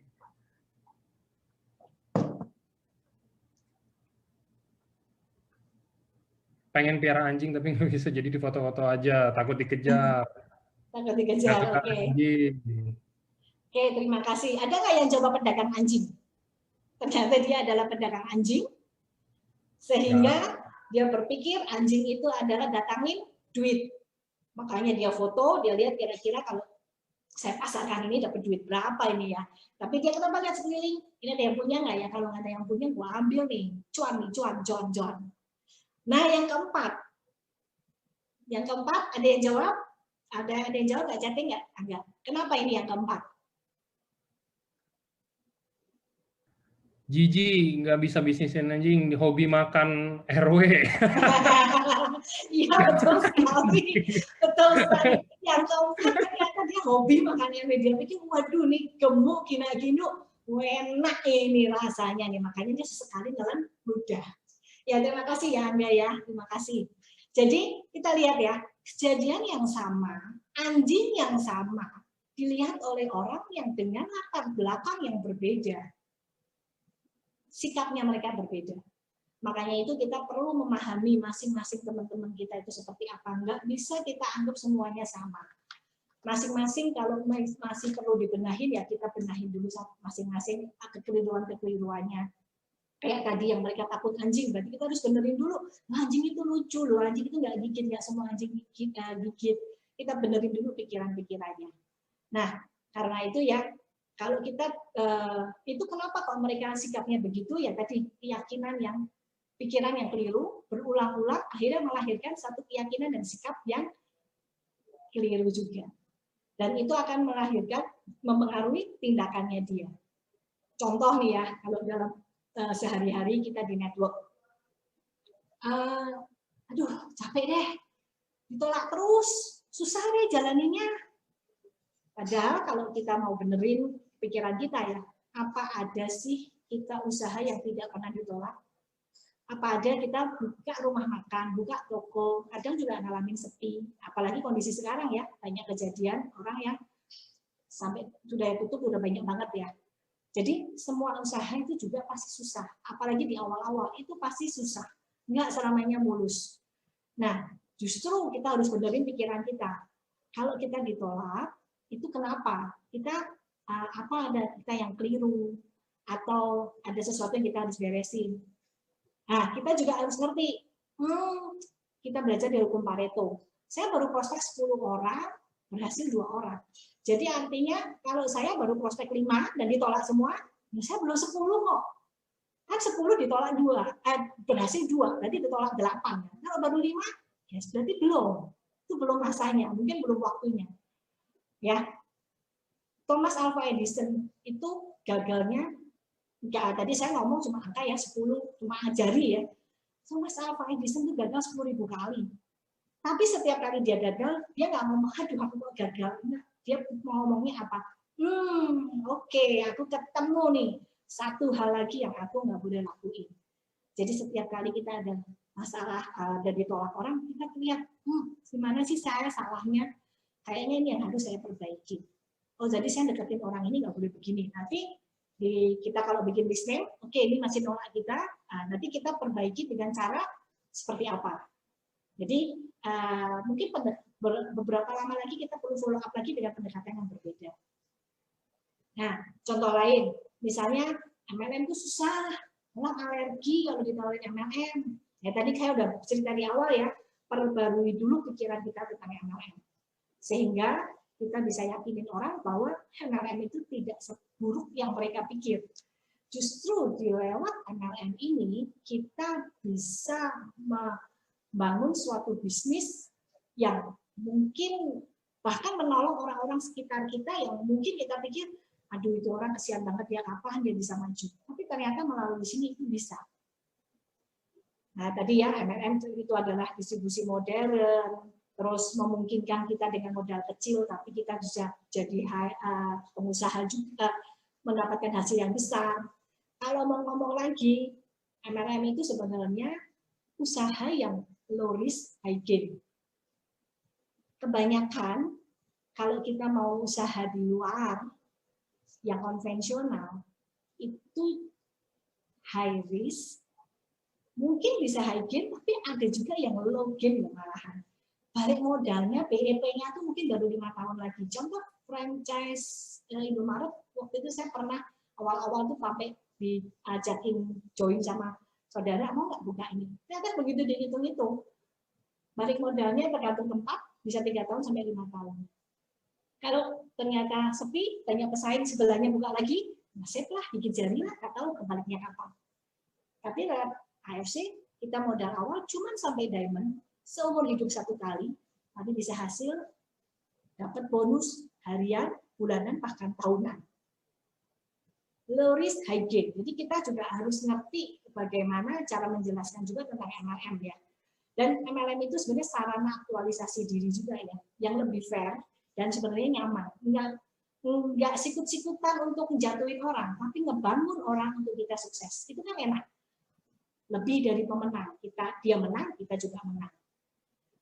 Contoh nih, kalau kita kerja di karyawan, mau jadi direktur, kalau kita baru start fresh graduate sampai mau jadi direktur butuh berapa tahun? Kalau nggak punya kenalan, merintisnya tuh lama juga ya. Biasa agak lebih cepat kalau memang benar-benar hebat sekali atau mungkin punya ada KKN sedikit lah. Gitu ya. Jadi mungkin bisa langsung naik. Nah, kalau kita di sini, kalau hitungan setahun, kayaknya gaji direktur udah lewat semua juga. Nggak pernah nyangka bisa dapat gaji direktur, bahkan lebih dari direktur, hanya dalam waktu singkat di AFC ini. Nah, oke. Ini salah satu contoh-contoh yang mungkin pemikiran itu, kalau saya sebutin semua mungkin agak banyak. Jadi saya kasih contoh beberapa aja ya teman-teman ya.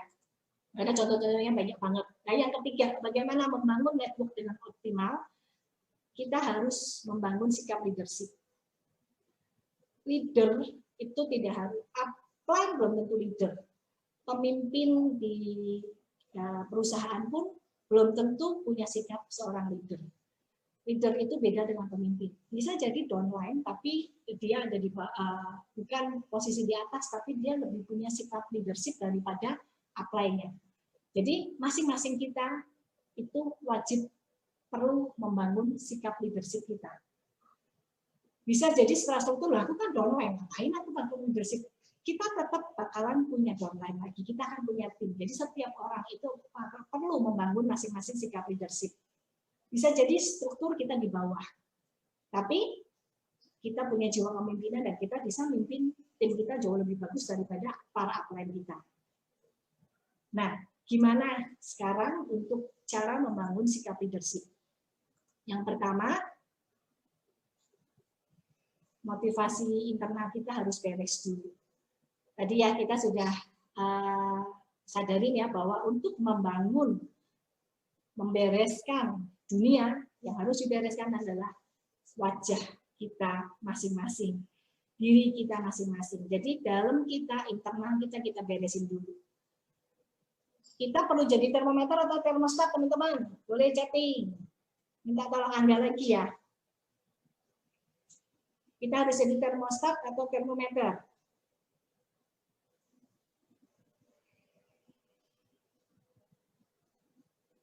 Pak Angga lagi. Termostat, termometer, termostat. Banyak yang beda-beda, Ci. Beda-beda ya. Ada yang jawab termometer, ada yang jawab termostat ya. Oke, terima kasih Angga.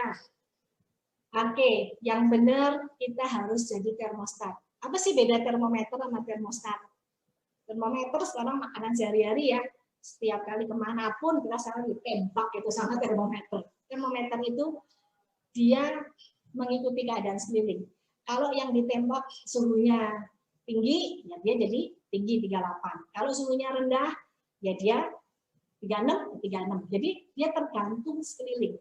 Sekelilingnya apa, dia ikutin seperti apa. Sekelilingnya negatif, dia jadi negatif. Tapi kalau termostat, dialah yang menentukan suhu di ruangan itu. Contohnya AC. Kalau kita saya mau suhunya 23 derajat. Ya, termostat akan terus bertahan dengan 23 derajat. Saat mungkin kita buka pintu, dia akan naik lagi. Pokoknya dia akan usahakan ruangan itu 23 derajat. Dia terus stabil di situ. Mau sekelilingnya panas, karena situasinya panas, ya dia bekerja lebih keras. Supaya suhu yang dijaga di seluruh ruangan itu adalah 23 derajat. Jadi beda ya, termometer itu dia tidak punya pendirian. Pokoknya orang lain negatif ikut negatif, orang lain begini ikut begini, orang lain down ikut down. Tapi kalau termostat tunjukkan bahwa oke, yang lain boleh down, yang lain boleh jatuh, tapi aku tetap stay di sini, aku tetap fokus, aku yang harus bangun mereka untuk ikut aku. Kita tetap tunjukkan bahwa kita stay di sini, benerin motivasi internal kita supaya kita juga tetap bisa membuat teman-teman kita akhirnya melihat, oh ya, aku harus seperti dia. Jadi, kalau kita ketemu downline-nya rewel, marah-marah, ya jangan diajak berantem, jangan malah makin komplain melulu. Jadi, kita juga harus gimana kita ngayomin mereka, kalau mereka lagi down didengerin, coba bantu masalahnya diselesaikan, deketin lagi. Nah, tunjukkan bahwa oke, kalau dia masih tetap aduh Ci udah nggak mau jalan tuh udah gini oke, tapi saya tetap stay di sini. Nanti suatu saat mereka lihat kita akan terus berjalan, mereka masih balik lagi. Jadi tunjukkan kita bahwa kita jadi termostat. Misalnya nih, upline-ku nggak mau bantuin, aku kerja sendiri, upline nggak ada waktu. Kadang-kadang kita juga nggak bisa selalu ngandelin upline. Terus kita jadi down gitu ya. Nah, itu kita jadi termometer kalau gitu. Kadang-kadang ini adalah bisnis kita sendiri. Kita harus sadari, ini bisnisku, ya aku yang harus bangun bisnis ini. Upline bisa bantu, puji Tuhan, kita bersyukur, kita bisa dibantu sama upline. Andai pun upline nggak bisa bantu, ya ini bisnisku sendiri, ya gimana aku harus membangun bisnis ini. Jangan tergantung situasi, karena laju usaha kita nggak bisa dikandalkan orang lain. Kalau orang lain nggak bantu, aku nggak bisa maju. Nggak bisa juga. Ini usaha kita. Nah, setelah kita beres, kita dalam kita sudah beres, baru kita baru bisa memotivasi dan menginspirasi tim kita. Kayak tadi ya, kita sudah tahu latar belakang mereka berbeda, temukan kebutuhan mereka, temukan kebutuhan orang lain, supaya kebutuhan itu bisa dipenuhi dalam kerjasama dalam network kita itu. Motivasi di sini tidak melulu uang. Kadang ada kan yang butuh produk, ada juga yang ternyata dia butuh pengembangan diri. Ternyata dia dengan di sini dia merasa dihargain, dia bisa tampil, ternyata dia happy, dia bisa dapat tepuk tangan, dia senang. Ada juga ternyata, aduh aku kesepian di rumah. Begitu masuk ke network, jadi punya teman. Dia yang pengen misalnya selama ini kurang dianggap di keluarganya, terus dia kepengen nampilin, aku bisa kok berprestasi di sini juga, bikin bangga keluarganya juga bisa. Punya identitas diri yang mungkin sudah usia supaya nggak pikun, jadi dia bisa lebih melihat bahwa kalau aku di rumah terus, aku juga jadi pikun, tapi dengan aku bergabung di sini, berpikir terus, jadi malah awet muda, karena jadi ngobrol sana banyak temen. Ada juga yang suka menolong orang. Saya ada ketemu satu bapak yang sudah pensiun, secara ekonomi beliau semua udah mapan, sudah pensiun juga. Nah ini mau gimana, mau minta ke bapak ini jalan. Nah ternyata ngobrol-ngobrol, oh bapak ini sering nolong orang. Nah kita buka, Pak, tuh bawahan bapak itu kan banyak yang bisa ditolong. Jadi dengan di sini ternyata banyak loh Pak yang terbantu, kita bisa nolong orang. Di sini saya juga melihat ya tim saya waktu ketemu terakhir itu dia ngomong, Kak makasih ya, dia punya yayasan anak jalanan itu rumah singgah yang selama ini sebelum masuk AFC ini selalu mengandalkan donatur. Saya sempat sih waktu itu ngucap, Ci, kadang-kadang ya donatur bagus juga, cuma kan kita nggak bisa selamanya begitu. Kalau Cici bisa usaha di sini, kita nggak, kalau donatur tetap jalan puji Tuhan, tapi kalau nggak pun nggak usah pusing, aduh nggak ada donasi gimana masuk anak jalanan itu. Puji Tuhan, ternyata kemarin dia ngomong gara-gara pandemi donaturnya pada stop semua, tapi rumah singgah itu tetap jalan, dia tetap bisa biaya anak jalanan dari mana, dari hasil AFC. Jadi dari situ kita melihat ya kita bisa nolong banyak orang juga. Jadi motivasi tiap orang itu beda-beda. Ada yang suka jalan-jalan ke luar negeri, dia nggak sudah kaya udah ini tapi happy ya, enak ya jalan-jalan ke luar negeri bareng-bareng yang lain. Jadi macam-macam ya. Mungkin karyawan, salah satunya saya dulu waktu akhirnya saya memberanikan diri untuk keluar dari karyawan jadi karyawan, saya sudah capek dengan 7P. Pergi pagi, pulang petang, penghasilan pas-pasan, kepala pusing juga ya. Gaji nggak cukup sampai akhir bulan. Nah, macam-macam. Jadi ada yang mungkin pengusaha, dia takut keluar modal besar, dia mau anaknya belajar, nah, dimasukin sini ya. Segala macam kita bisa melihat dari mana motivasi tiap orang itu beda, gimana kita bisa tahu motivasi kebutuhan mereka dan kita motivasi mereka untuk bangkit dari situ. Dan yang ketiga, untuk membangun sikap leadership, salah satunya kita dengan memberdayakan. Jadi kita perlu mengkaderisasi mereka. Kita perlu membuat teman-teman kita ini berdaya. Nah, oh ya, sebelum saya ke memberdayakan, saya ketinggalan satu contoh. Untuk memotivasi atau menginspirasi tim itu tadi salah satu contohnya ya. Motivasi tiap orang beda-beda. Ini salah satu contoh. Ada tiga tukang batu.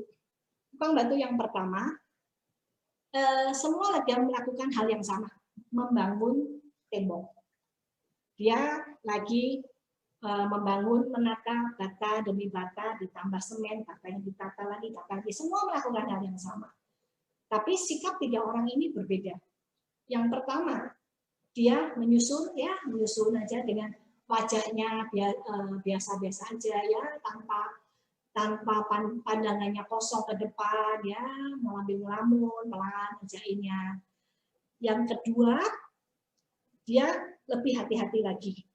Lebih hati-hati, lebih kalau dilihat sekilas sikapnya agak lebih positif dibanding yang pertama. Dan yang ketiga, ternyata lebih bersemangat lagi kerjanya, menatanya pun presisinya diatur, semuanya diatur. Nah, ketika ditanya bisa semuanya melakukan hal yang sama, kenapa kok masing-masing ini cara bekerjanya berbeda? Ternyata yang pertama ketika ditanya, Pak, lagi ngapain?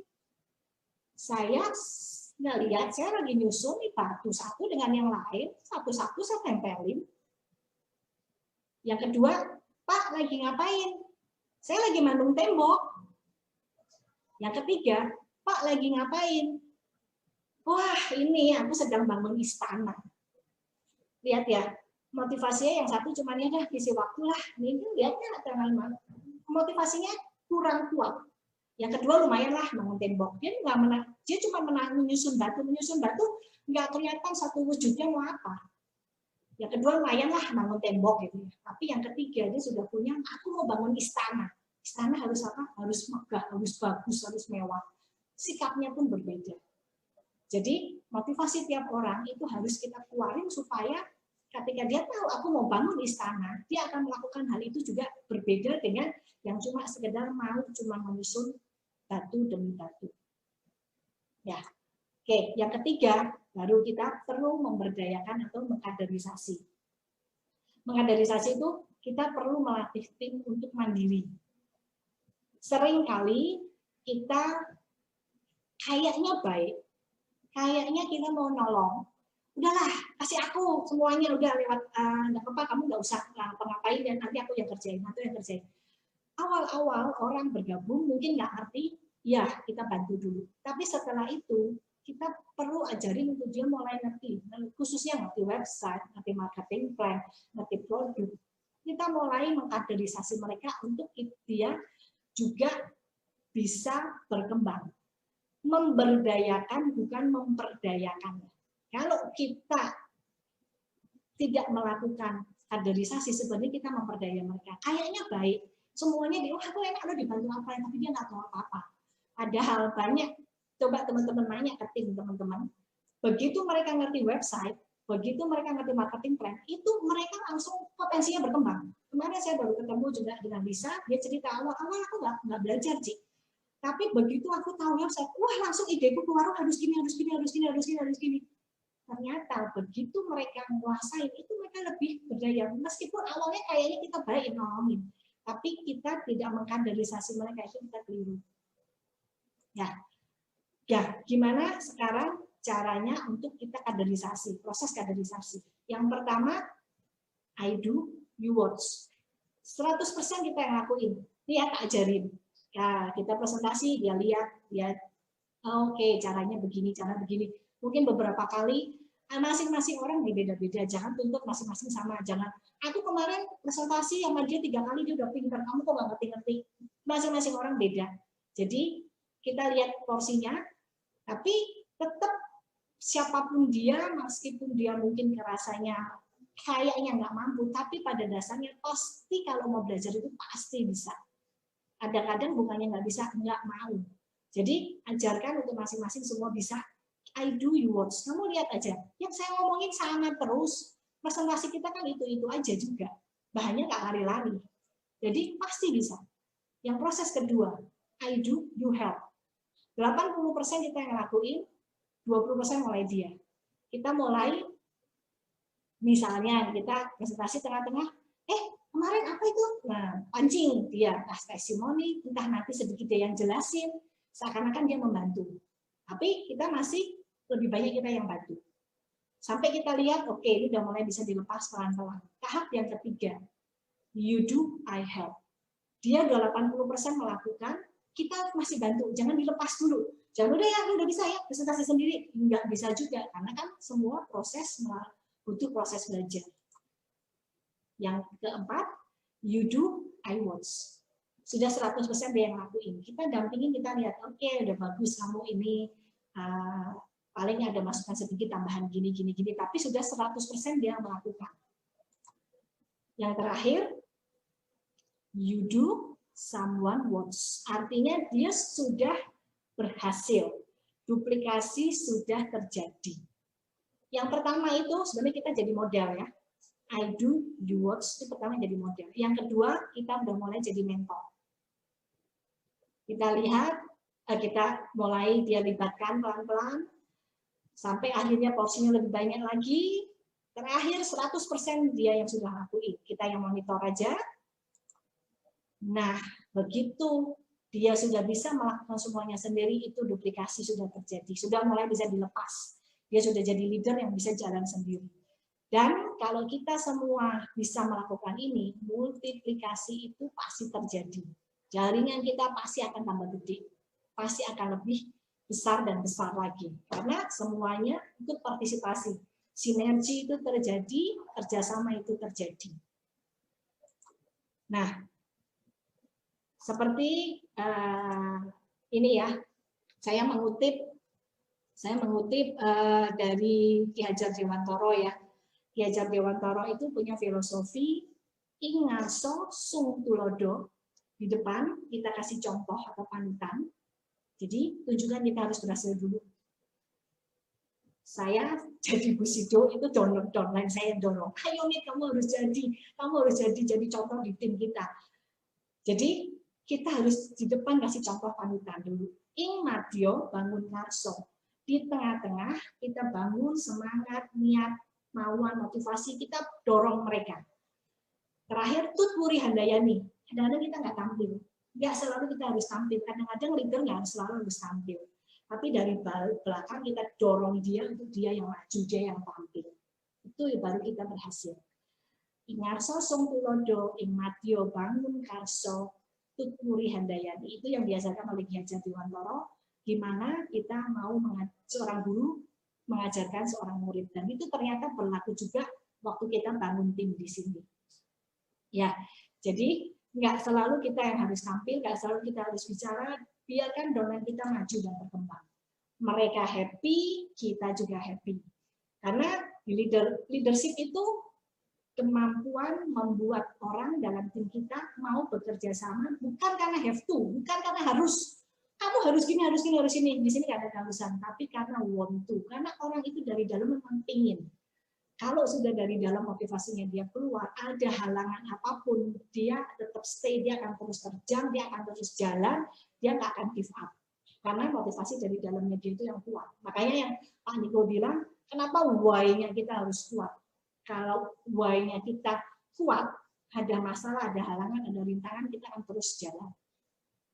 Ya, kalau semuanya itu bisa jalan, saya percaya multiplikasi network kita pasti akan terjadi dan terus berkembang. Jadi teman-teman, pemimpin sejati itu menciptakan kerjasama ya, komitmen enggak memaksa, tapi dengan melihat, menggali, mengembangkan potensi yang dipunyai timnya, sehingga sinergi terjadi. Dengan sinergi terjadi, multiplikasi terjadi. Jadi teman-teman semua, go Sido untuk semuanya yang hadir di sini. Ya, selamat malam, terima kasih. Thank you Cianita sharingnya, thank you teman-teman yang udah mempersiapkan waktu untuk hadir hari ini, ya kan. Menurut saya kayaknya tadi udah jelas banget ya teman-teman, maksudnya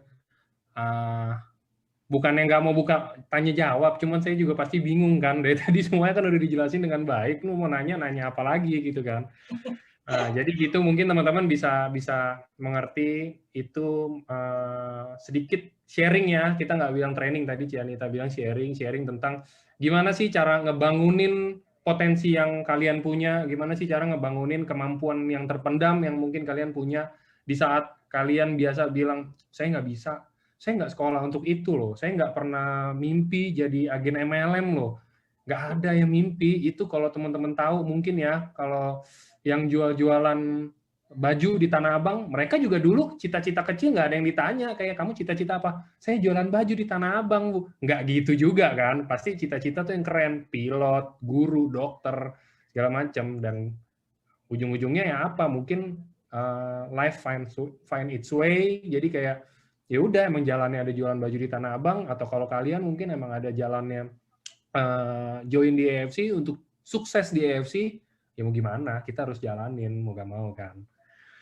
Oke, thank you juga teman-teman semua udah tadi ada interaksinya bagus juga ya Ci, keren ya Ci, nanti hadiahnya bisa langsung todong Cianita aja, itu yang tadi dapat hadiah kan semuanya kan kenal tuh sama Cianita di grup kan, udah langsung aja. Nanti langsung kasih alamat ya, bisa dipaketin. Ya, oke. Atau nggak mau tunggu sampai nanti ketemu di Bali juga nggak apa-apa kan Ci, baru dikasih langsung. Terserah dari teman-teman mau nunggu di Bali supaya kita bisa interaksi. Oke, kalau gitu thank you sekali lagi ya Cianita ya. Mungkin mau ada kata-kata lagi Cianita? Sementara cukup sih. Oke. Mudah-mudahan bisa bantu teman-teman semua ya. Untuk kemarin dikasih tema Pak Ernest wake up. Jadi ini wake up lagi, kita makin wake up lagi teman-teman. kebetulan besok subuh saya juga harus berangkat ke Pontianak. Mantap. Roadshow. Ya, besok saya berangkat di Pontianak, bangun tim di sana juga. Jadi ya mohon doanya juga supaya bisa bangun tim di sana. Amin. Saya buat teman-teman semuanya, tetap jaga kesehatan ya. Kusinya jangan lupa terus diminum, karena saya dalam banyak dengar testimoni dari teman-teman yang rutin minum kusi itu, ya kita nggak ngomong 100% kita ngomong ini ya, cuman ternyata banyak yang terlindungi ya, tidak terinfeksi, kalaupun sampai sakit itu nggak sampai parah. Jadi produk kita ini sungguh-sungguh sangat bermanfaat sekali dan tepat sekali di saat ini. Jadi kalau teman-teman semua di sini tidak melakukan menjalankan bisnisnya ini, sayang banget, karena ini kita sudah ada di dalam, ini kesempatan yang bagus banget untuk kita terus berkembang, dan yakin pasti semuanya bisa, karena marketing plan AFC dirancang untuk dicapai, bukan dimimpikan. Ya, oke, sukses buat semuanya, selamat malam, terima kasih kesempatannya juga, selamat istirahat buat teman-teman semuanya. Angga, terima kasih. Ya, Ci. Ya, selamat malam semua. Go Bushido. Go Bushido. Malam semua. Terima kasih. Bye.